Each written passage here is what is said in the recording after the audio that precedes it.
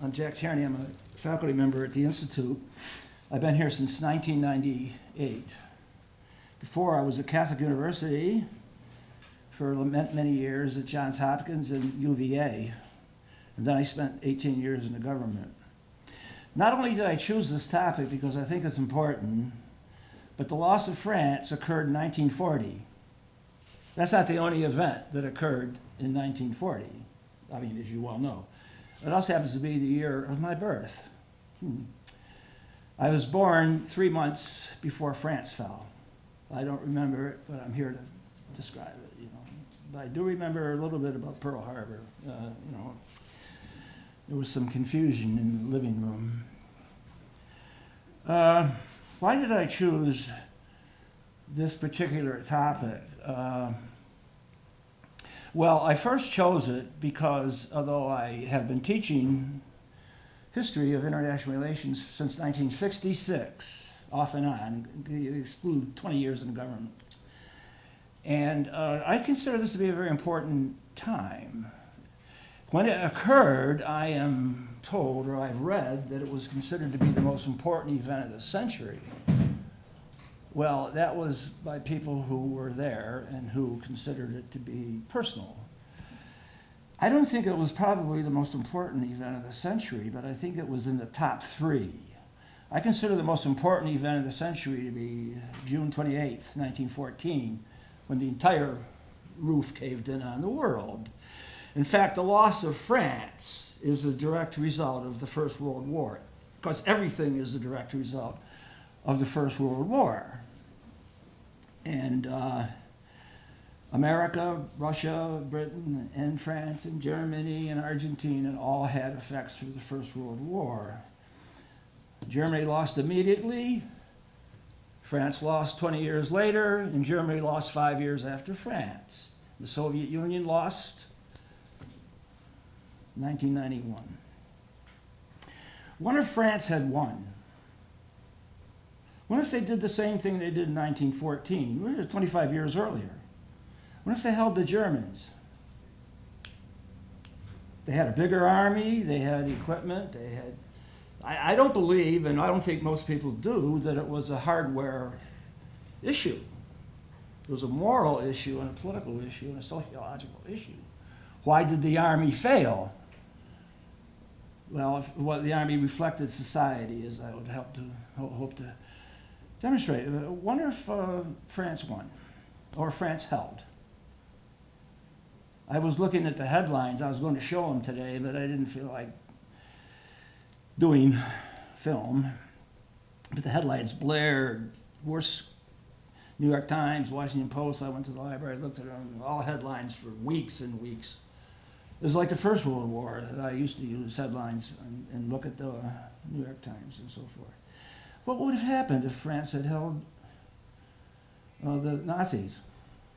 Do you think the Germans would have invaded the Soviet Union if they couldn't conquer France? Do you think they would have declared war on the USA? Adolf Hitler, a corporal in the German army, declared war on the 2 superpowers within 6 months. He never touched one of them. And the other one, he got to the outskirts of Moscow, and then it was all hell. He would have done that if he couldn't defeat France? No, I don't believe so. I don't believe it could have been, possibly, that the Second World War would have not occurred if France had held. But it didn't. And why didn't it? There's controversy, of course. What else would there be if a country like France goes down the tubes in 6 weeks, and 25 years earlier, it never went down the tubes in 4 years of the greatest carnage in the history of the world. So how could 20 years later the same people collapse overnight? I don't know. Well, I know I do, but it's very mysterious. And at the time, and even to this day, it's like anything else. The Civil War is still being debated. What does loss mean? when you lose a country? What happens? Is it relevant? Do you think the United States has experienced losing itself? It almost did at the beginning, and it came that close at Gettysburg to losing itself, being cut in half and then carved up out west. It would have been nothing. What does it mean? Is it even relevant today? Do you think anybody thinks about losing the United States or their country or what? Well, did you ever read the Washington Post? Pick up this morning's issue and look at the page 1. For several years now, the Washington Post has reminded the country on a daily and weekend basis that we might lose. At the top of the fold, it says, democracy dies. Ooh, in darkness. And they imply that the lights are being put out by the White House. But they don't say that. Oh, no, they say it all the time, but they don't say it in the expression. Democracy dies in darkness. It's a continuous reminder that the stakes are existential because they think the president is going to destroy the country. During the 1950s, the entire foreign policy establishment in the United States, if you are old enough to remember, as I am, felt very, very bitter to the Truman administration, which was a great foreign policy administration for Europe, historic, because it lost China. The entire generation of the 1950s, the Republican Party, had in its platform the loss of China was attributed to Harry Truman and the Foreign Service. Like they could lose it from Washington. A civil war had been going on for decades. Doesn't matter whether it's true or not. I don't think it is. I think it's ridiculous. But it was believed. And if it's believed, it's relevant. And it was a very firm background to the Vietnam War. If you lose China, you're going to lose Vietnam, you're going to lose Korea, you lose domino theory, and well, hell breaks loose. And the whole world's lost out of a fabrication. Loss is relevant. Just the other day, I think it was yesterday, a presidential candidate said that the President of the United States is I quote the candidate, I won't mention any names, but I guess you can. He's an old man. He said the President of the United States is an existential threat to the United States.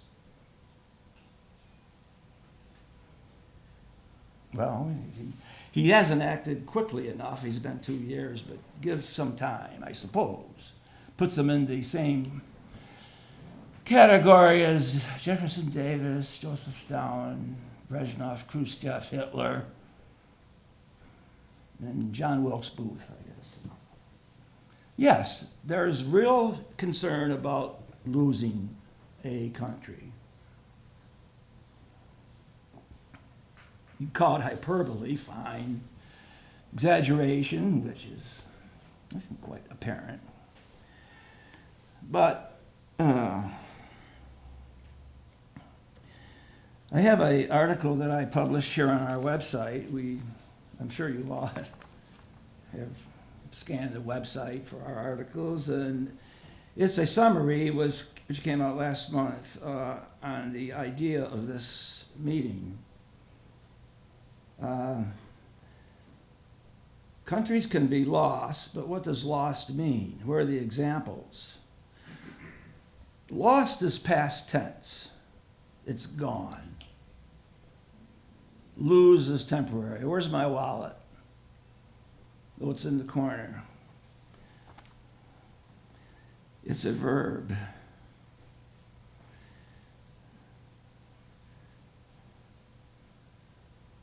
Most countries have won all the battles, but lost the war.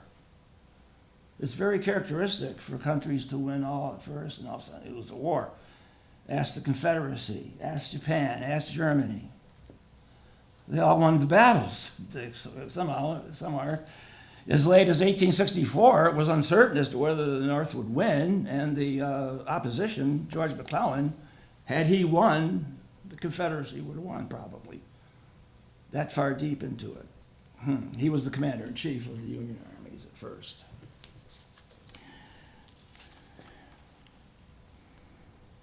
Others lose battles and win wars, such as the Soviet Union and the American Union. What is the consequence of lost? That's permanent. It's disappearance. There's 193 countries in the UN. None of them are lost, but what are the countries that have been lost? Well, the Roman Empire, Athens, Sparta, I don't know. But I find that rather than going into the consequences of the loss, it's more important to go to anticipate the actions that led up to it.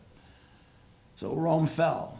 We like to know the reasons rather than the consequence. The consequences are not very good. The reasons are very complicated, and the consequences are not really applicable. Disappearance isn't really too interesting to apply. But causation, if there's patterns or if there's any kind of, as Richard said in his opening remarks, history does repeat itself. Thank you, George Santayana.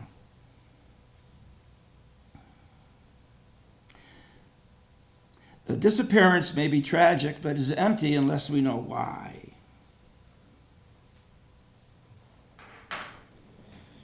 So, anyway,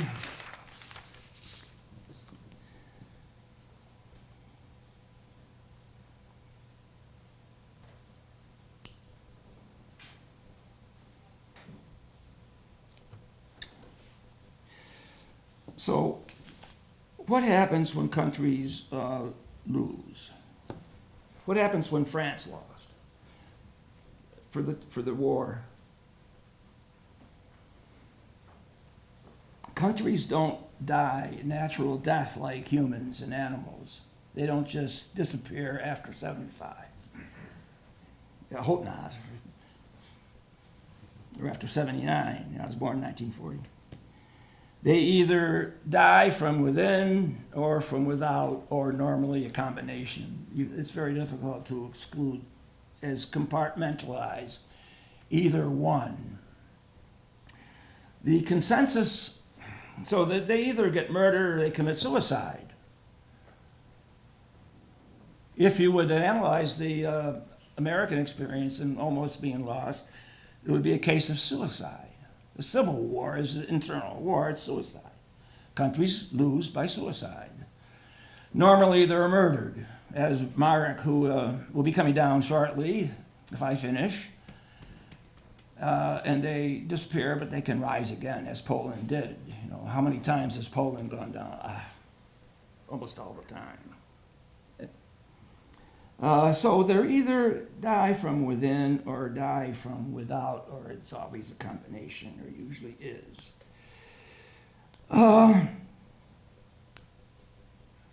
What is the case of France? The consensus is, and by the way, before I go any further, this book here is unknown to the American public probably. It was written by a Frenchman. It tells the story of why France lost. It was written in the summer of 1940 by Marc Bloch. He was a soldier in the First World War, and he participated as a soldier in his 40s in the 5 weeks it took for France to fall between May 10th and June 22nd. It was written in the summer of 1940, and it was published in 1948. It's called Strange Defeat. He was executed by the Germans. He was a resistor in 1944. It is, I am tempted to quote from it, but I'll have to restrain myself, because if you want to know why the immediate autobiography of France, you read this one. It is an indictment of the entire society, himself included. It is an indictment of the morale, of the class divisions, of the economy, of the birth rate. At 40 million, Germany had 70 and heading towards 80 million. The indictment of the military. I may quote a bit from it. I will quote a little bit, but I don't want to take too much time.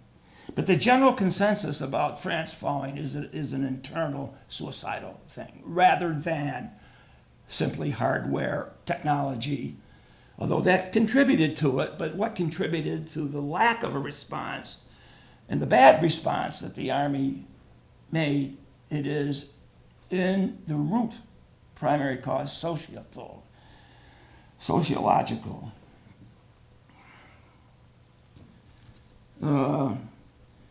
France was used to losing.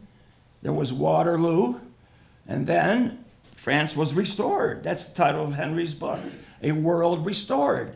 France was restored to greatness by the Congress of Vienna. France lost in 1871. It had an indemnity, and it lost 2 provinces, Alsace-Lorraine.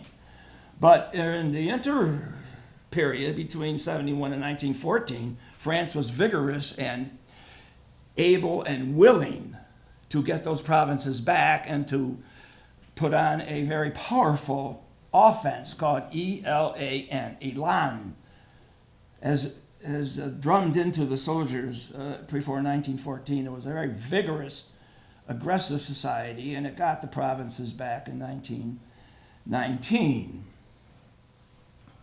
And it was the most powerful country in the world in 1919. Germany was, as you know, maybe from the Versailles Treaty, Germany was prostrate. Down. Yes. It's kind of unusual for a country that powerful and that victorious to go down so fast. It doesn't happen very often. You could say Spain owned Cuba and the Philippines for hundreds of years and lost them in hours in 1898, because Spain was, way past its ability to hold on to these such distant lands in the United States. The United States took the Philippines over in a few hours. And I believe that the Battle of Manila Bay was staged, quite frankly. This is why I read, that it was a farce. The Navy surrendered, but didn't want to look bad to the home, and it was staged. I'm not sure, but that's what I read. But it's unusual. Most countries last. What is this 100 Years' War between France and England? Lasted 116 years. How come it lasted more than one? France fell in 5 weeks. In England, at the same time, Churchill offered to incorporate France and Britain together several times in May and June to have a common citizenship, as he did here at the Iron Curtain speech, too, just to save France. They resisted him to it. But he said, after June 22nd, the Battle of France is over, the Battle of Britain is about to begin. Well, the Battle of Britain was an air battle over the skies of the cities. Why didn't Britain surrender? At one time in the Blitz, the air blitz, on 76 consecutive occasions, the Luftwaffe dropped bombs over London and other cities 76 times in a row at night, with over 50,000 fatalities. It didn't surrender. Where was France's Churchill? Why did the British hold on during that terrible period, which lasted over a year?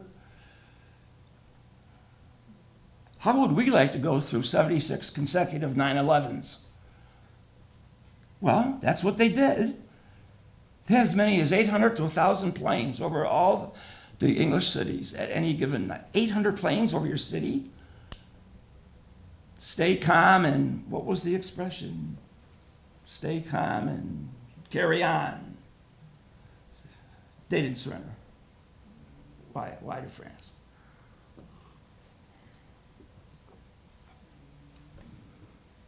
Russia, especially in World War II, 20 million casualties, conservative estimates of the Soviet Union, and the Germans were within eyesight to Moscow. Did the United States surrender after Pearl Harbor?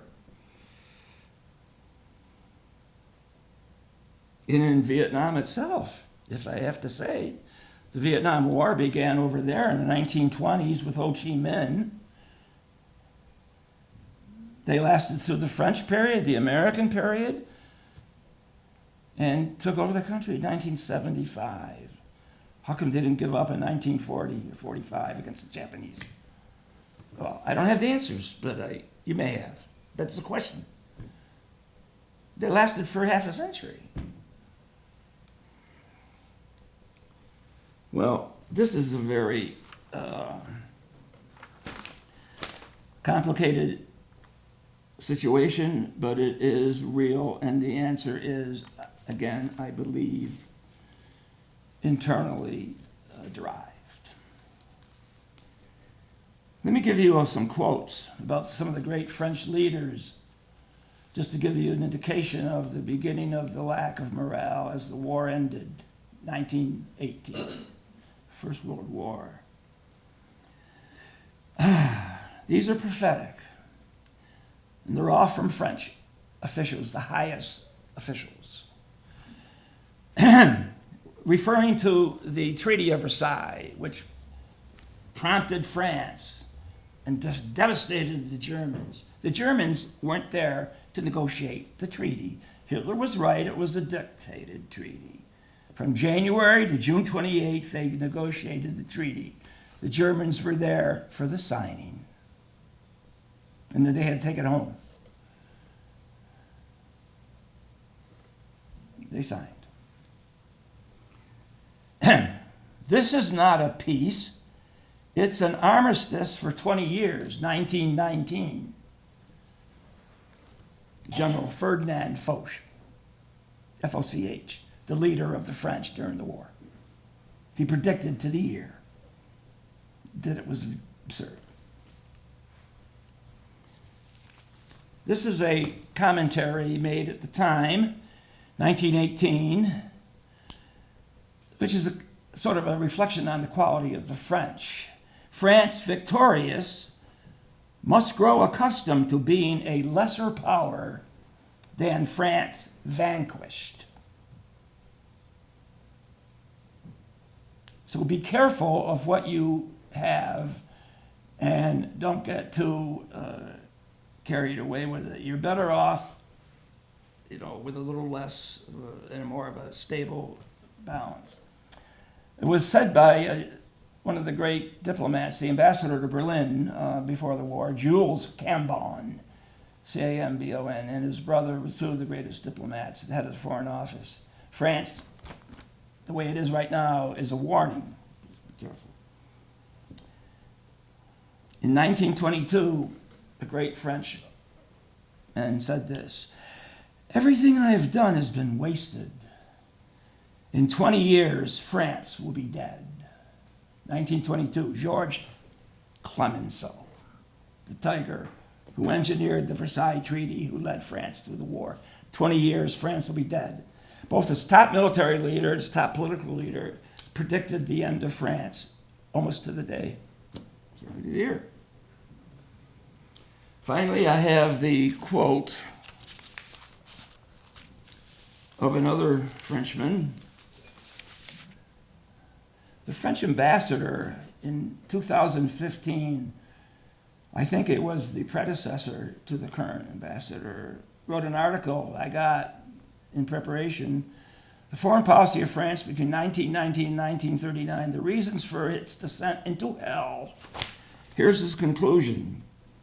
The French backbone had been broken between Verdun and Versailles, which highlights the theme I'm bringing up, that the First World War not only devastated the world and turned everybody almost upside down. But it was the core reason for everything, but the core reason for why France, victorious, fell so quickly, so soon. Here is one political, I call this a killer fact, which by itself can go a long way towards explaining the instability, the insecurity, the low morale of the French during the 20-year armistice. During this time period, France experienced 37 governments, 37 changes of government. That's almost 2 a year. That's political instability for any democracy. How about the rest of the world? How many governments did they entertain? The United States entertained 2. The Republicans and Roosevelt. 1920s, 1930s. Everything's divided up into those 2 decades. The 1930s are critical. The 1920s are prelude, just like the band playing before the actors. Germany, 2. Weimar Republic and Nazis. 2 governments. Japan, 2. Civilians and the army. 1920s, 1930s. England, 1. Appeasement. Ramsay MacDonald, Stanley Baldwin, Neville Chamberlain. They all said the same thing. You know, I used to think that appeasement was a derogatory term that was invented by us to blame Chamberlain at Munich. No, it was, as I found out later, it was an open and proud description, very proudly given, that they deliberately pursued appeasement. And it was supported by the government, except for Churchill and his little backbenchers. Appeasement was the policy, and they were proud of it. Nobody wanted to repeat the First World War, especially the Nazis. But they did something about it. Let me give you a description by William L. Shire. There's some excellent books about, maybe a handful of books. This one I use by probably the greatest correspondent in history, William L. Shire, famous for the rise and fall of the Third Reich, but also the collapse of the Third Republic. Also, Alistair Horn, Horne, who died 2 years ago. He had a trilogy on German-French relations. Magnificent. He was William Buckley's closest friend. His name was Alistair Horn. He and Buckley went to school together during the Second World War at a boarding school. He came over from England. He was rich, too. And this one here, plus some others, but there's not that many. What's it like to have a government that changes every other day? This is what Shire said about the change of government. Permit me to quote, I don't want to be too long or too boring. In Paris, there was, again, a cascade of ministries of the right and left, none of them remaining in office long enough to cope with the unfolding crisis. Through the elections of 1928, though the elections of 1928 had returned a conservative chamber, and those of 32 a radical one, there was no stable parliamentary majority for any policy or any cabinet, and the chamber or the Senate massacred governments at the slightest pretext. 5 cabinets were overthrown in 17 months, following the resignation of Poincaré in July 29. Between June 32 and February 1934, 6 governments came and went, lasting an average of 3 months. January 30th, 1933, well, I'll get to that in a minute. And the class atmosphere of France, which came sort of as a surprise to me, the class was so dominant in the French society, was what I'm not French, and I've only been visited, I don't know it deeply, I don't speak it. My daughter majored in French.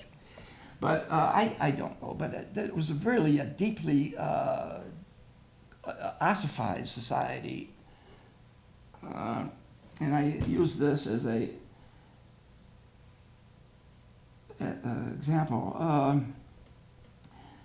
They tried to, and there was a lot of left wing, including the Popular Front of the mid-30s, trying to, socialize the country. France had its,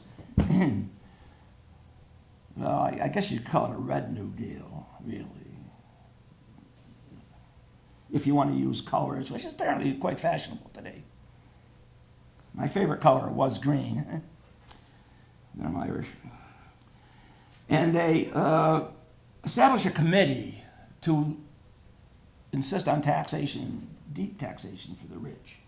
This is the report by the head of the committee, a professor, according to William Shire, Gaston Gervais, an eminent professor of law and no radical, who served as the expert committee, served as chairman of the committee of experts, named by the government to draw up a plan to restore the state's finances, put his finger on the situation of class in France. Quote, this is the professor. Personally, I believe that taxes on acquired wealth would be the fairest solution. Taxes on the wealthy were either non-existent or low. But such taxes have met an invincible resistance among the possessors, who are the most powerful. That is a fact. The selfishness of the possessing classes is not reducible. We have to adapt to it. So that is a background cause to the instability of the country.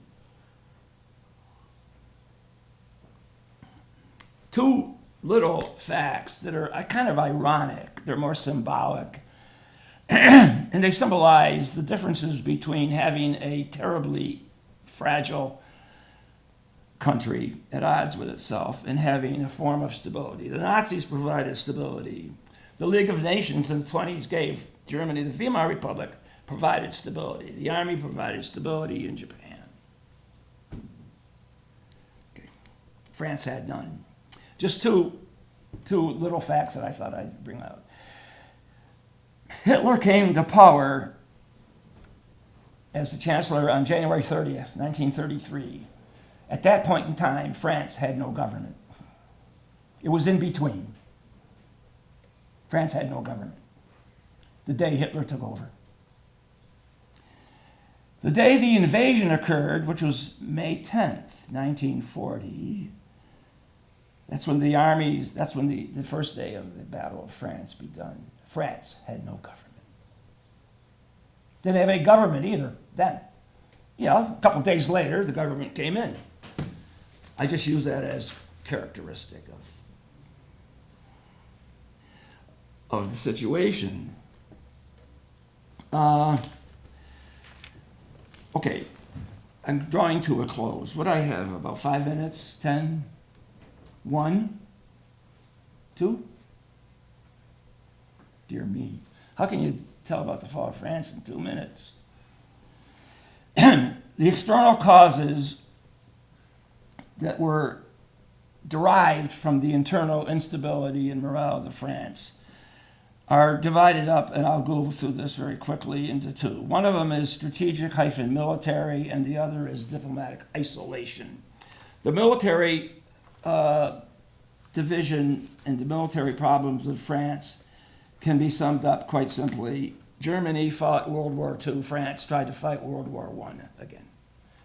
Okay, isn't it true that the generals always fight the last war? But not the Nazis. They fought a brand new war based on mobilization and blitzkrieg and tanks and airplanes and so forth. France had them, but they didn't maneuver them right. They didn't. I'm not a military officer, so I won't go into it, but I think it said that the two symbolic differences in the military is the difference between a dive bomber and the Maginot Line, or the tank and the artillery and the Maginot Line, which was constructed in 1930. The Germans went through the Ardennes Forest, they went through Belgium and the Low Countries, they went around the Maginot Line and they went over it. That's my military assessment. If I can just quickly quote one more. I think it's interesting. See, I just love this topic, though.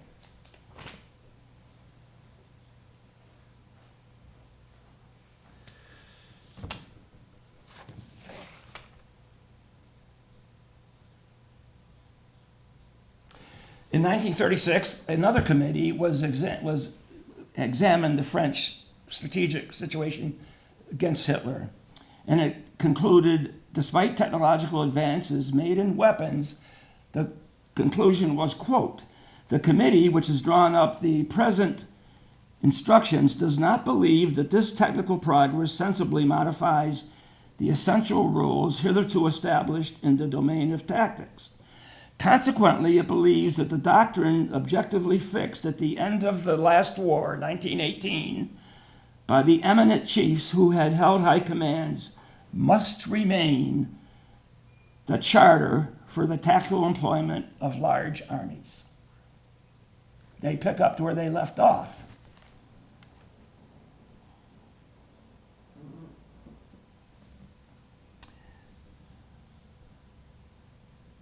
A parliamentary committee, after the war was over, made this conclusion about France's military preparedness. Quote, "Our strategists were little more than bookworms in the library, sheltering their insufficiencies behind precedents, 1918. They had made of the Ministry of War, the War Council, the General Staff, gigantic machines where the plethoric central services reigned amid mountains of paper. The General Staff, convinced of its infallibility, made the defense of its prejudices and prerogatives the essence of its action. Having retired to its own Sinai, what that means, among its revealed truths and the vestiges of its vanquished glory, it lived on the margin of events, devoting all of its efforts to patch up an organization which had been superseded already by the facts." That was in retrospect. And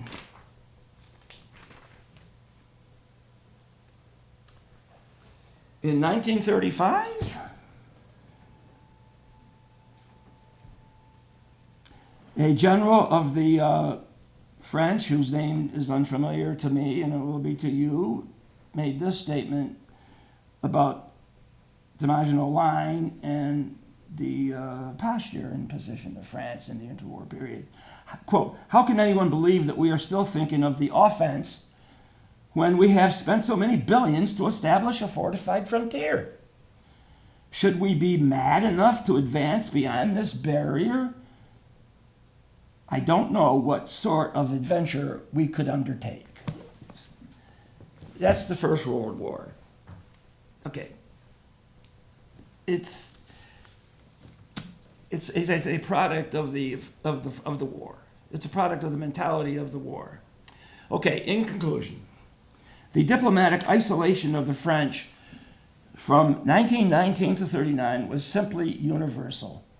Even though they inherited the seeds of victory, they inherited the Versailles Treaty. They occupied, with Belgium, the Ruhr Valley from 1923 to 1930. There's 7 years in occupation of the heartland of Germany. They were still diplomatically isolated. The United States, which won the war, retreated into normalcy with the Republicans and neutrality in the 1930s. The United States was gone as the ally. Britain, I don't have it here, but the classic work on the disparity between British and French views on the war, post-war, was written in 1940 by Arnold Wolfers, professor at SAIS, called Britain and France Between Two Wars. Britain had a completely opposite viewpoint of the duties and nature of the Versailles Treaty and basically refused to enforce it. France depended on it. By the way, the actual harsh terms of the Versailles Treaty, including the war guilt clause, reparations clause, were aided and abetted by an American diplomat assigned to Wilson's staff named, you go to his airport, John Foster Dulles, who wrote a lot of the reparation. Next time you board a plane down there, you remember, that's where it started. Britain, right from the beginning, went to appeasement. It's associated in 1938 with Chamberlain. No, it started in 1919. It wove through. Churchill's complaints about it go back to the 30s, the early 30s. He was a bitter opponent of appeasement. If I can tell a little story about Churchill just to show his views. Stanley Baldwin was, and the whole House of Commons was very, very active and behind appeasement. One day in 1935, and Churchill was always quarreling with him and his group. In 1935, Stanley Baldwin became deathly ill. He was taken apart to the hospital and it didn't seem like he would live. The whole House of Commons devoted an entire afternoon to what to do if the Prime Minister dies. And they all got up in row and they said, we have to carry on his policies. We have to see that his shoes are filled and the appeasement continues. We have to stay out of war, blah, blah, blah, blah. Finally, at the end of it, Churchill was asked to speak. He was an opponent of Baldwin, so he got up and he said the following. The members of the House have taken on the opportunity to discuss the situation should the Prime Minister die. Here's what we should do. First of all, we should embalm him. Then we should bury him. Then we should cremate him. Take no chances.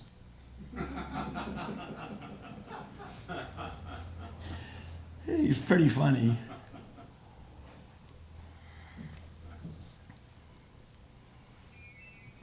So, Russia went out of the war in 1918 in March. It was, so the top three allies during the war, USA, Britain, and Russia, were gone for different reasons. France was left alone with Belgium. So what did it do? It established in the 1920s alliances with a group in the East Europe called the Little Entente, consisting of Czechoslovakia, Yugoslavia, and Romania. That was their alternative. It established a treaty of alliance with Belgium. And in 1935, it established a treaty of mutual aid and alliance with Stalin, the Soviet Union. That's what it depended upon its alliances for. Not very healthy, while Britain and America, and even the 1935 treaty with Russia was very heavily qualified. The threat had to be endorsed by the League of Nations and everything. It was a very poor. So, the end is near.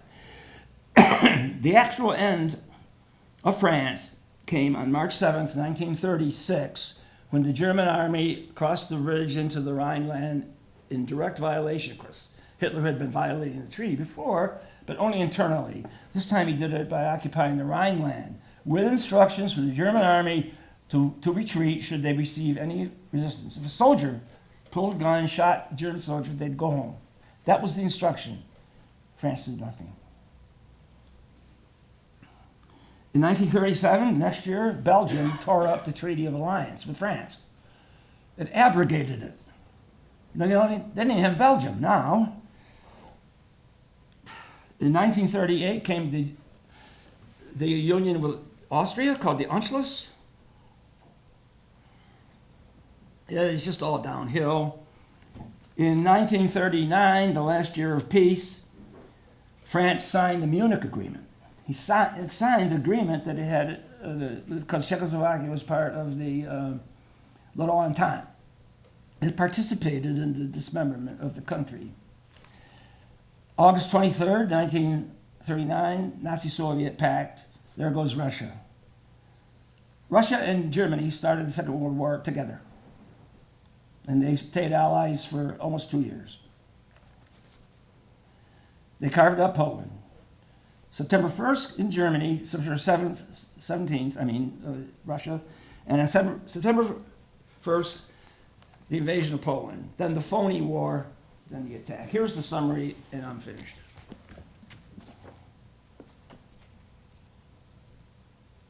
By Bill Shire. This is his, I use it as a conclusion. It's in the middle of his book, but I think it will summarize why France fell. The surrender at Munich further expressed the growing weaknesses of the Third Republic. The government, the parliament, the army, the press, we call them media. They didn't have any electronic, they were press. The people drew back on the brink from honoring the nation's word and from standing up to Hitler. The French, paralyzed by the fear of war, mindful that the last one against Germany had bled them white, 1.5 million soldiers dead. Several times that figure, by far the largest casualties of the entire war. The Americans suffered 50,000 dead in the war, 50,000 dead by influenza, 110,000.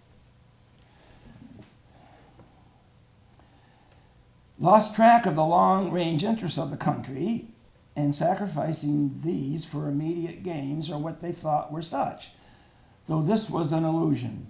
Gripped by paralysis, they were unable to assess their own strength, and even more important, the strength of the coalition that might have allied the Western democracies with Russia and the smaller states in the East, the Entente, in a combination powerful enough to destroy the aggressive ambitions of Nazi Germany. To be sure, Great Britain, which suffered a similar blindness to its long-term national interests, and was equally fearful of war and of Hitler, had brought, as it had at the time of the Rhineland in 1936, much pressure on France to join her in giving in. Britain was co-conspirator. But a great nation must stand on its own feet if it is to survive. Since 1936, France had abdicated its independence and foreign policy, subordinated it to Great Britain. On the road to Munich, it was Britain that called the tune in making one concession after the other to Hitler, cajoling France into following her disastrous lead. So, at the final analysis, it's the Great War that was, as Foch said, it was an armistice. It was like the second war was Act Two of the entire horrible program. I just wonder, I don't have any comparisons to make about America, only that it seems so ironic that we are discussing the drinking habits of a Supreme Court nominee when he was 16, when these people in our generation were discussing whether or not the country was going to live or not in the next week. I'm not sure I know what that means, but that's a subject for another time. I'm finished. Do you recommend that we invade France? Do you recommend that we invade France? I think it's been done. It's just, I think we're just going back over this. You like their muscles? Yeah. I'm a Franco-phile. We should invade somebody. You mentioned a League of Nations. League of Nations turned into the United Nations. Do you think it's obsolete or outliving its purpose? What? The United Nations? Yeah. What is its purpose? I'm sorry? What's its purpose? Why was it made? That's my question. If it outlived its purpose, what was its... It was done in 1945. So Okay, let's say if its purpose was to end war and unite the countries, its purpose was already dead by the time it started. It's like a stillborn child, born dead. What is its purpose now? It hasn't outlived its purpose since 1946. because it was, its purpose has to be lowered considerably in order to give it some purpose, some kind of. It's been around for 70 years, so it must be serving a whole series of purposes. But I believe, if you look at the original expectations of it, which it was supposed to be like the League, a collective security body, the original theoretical purpose was never allowed to be, was conceived but never born. Does that make sense? In other words, in terms of its theoretical purpose, it's irrelevant. In terms of any lesser purposes, I'm speaking about an organization that has 190 members. Am I going to say anything about it that has any bearing? I don't know. If it goes tomorrow, I don't care. But I wouldn't advocate it. Yes? So Professor, my take from your speech is that you need to have stability, strong central government, but having allies is very important too. How does that relate to us today in 2018, 2019, going forward for the United States? That's the subject of a whole panel. How does it relate? Well, since 1945, what were your categories? Strong allies? Okay, we have them. What's the other one? Political stability? Political stability. We have it. What else? Historical literacy.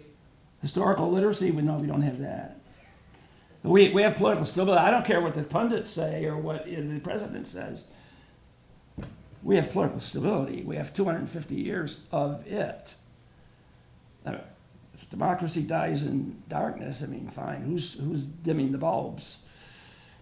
I'm not worried about the democratic future of the country myself.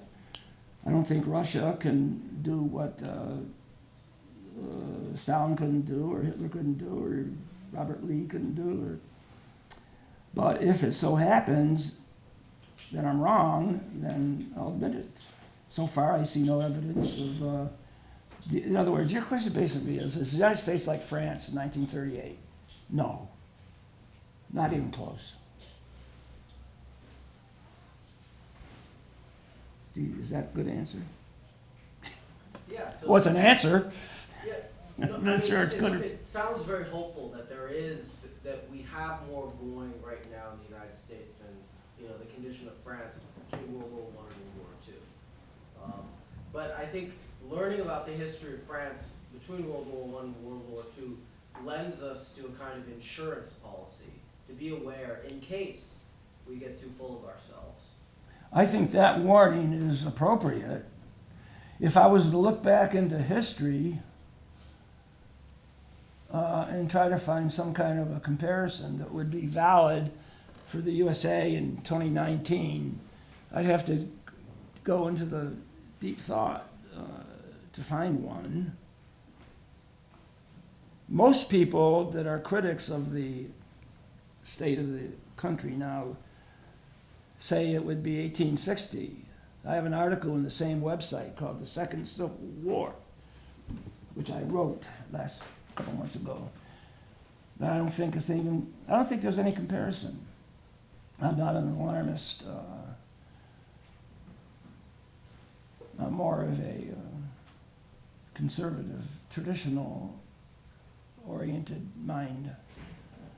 I don't see anything on the horizon that would be threatening, that hasn't been overcome many times in the past. But I am sensitive enough to realize that I'm susceptible to being overly wrong. Is that possible to be overly wrong?